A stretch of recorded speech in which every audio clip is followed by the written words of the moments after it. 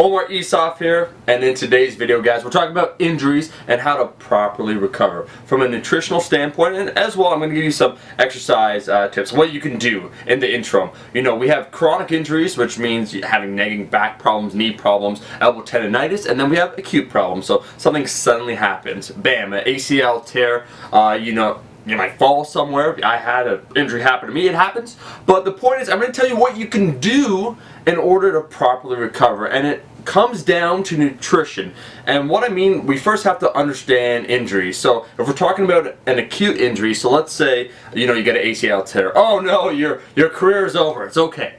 It's not okay. But what happens is a three-step process, right? There's inflammation, right? Inflammation is the process of removing the damaged cells. So you see that red inflamed tissue, that's inflammation. That's good because what has to happen after that is proliferation, which are cells regenerating, right? You're making new cells to replace those damaged cells. And then the third and final phase is remodeling. So you take away that old nasty shit, right, inflamed, you build it up, right? You grow new cells, and then you put them back in place. It hopefully becomes sometimes not as strong, but it replaces it, and then your body's able to function correctly. This takes several weeks. It depends upon the nature of the injury, the severity, a bunch of different factors, but that's essentially what happens.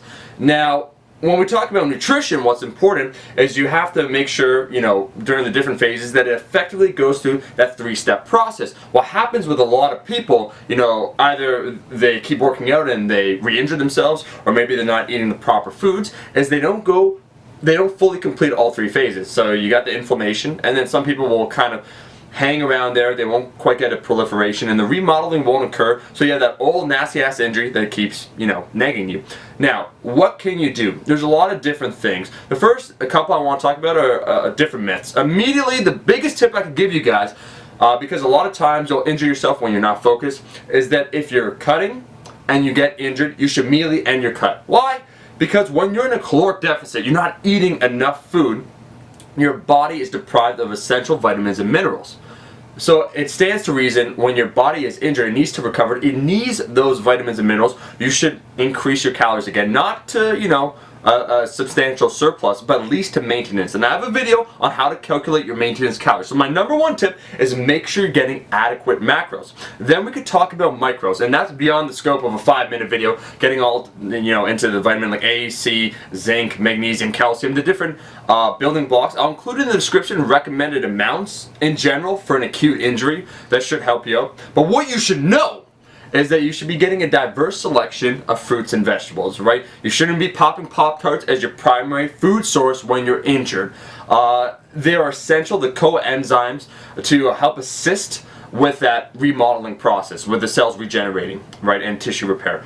The other area that's important is immune function, right? When you get injured, it is an area that requires attention and effort from your body. So your body in general is a little bit more exposed to getting sick, right? Your immune system, you're focusing on one thing. So you got to make sure, that's why I said enough calories you're consuming, enough vitamins and minerals, adequate, the proper sourcing. And then finally, I'm going to list some other things that are anti-inflammatory, which can be useful, right? We're talking about fish oil. The dosing depends on the person, but 3 to 6 grams of combined EPA and DHA. We're talking about if you want natural remedies besides your normal anti-inflammatories, be like turmeric, bromelain. Once again, I'm going to include in the description a bunch of recommended supplements. So you got adequate macros, strong micros, and some additional joint supplements to help you guys out. The last thing, to keep this video short, now that we went over nutritional strategies, what happens when you get injured, and what you can do, I want to talk about the importance of not lying down on your ass all day doing nothing. That's pretty much the worst thing you could do.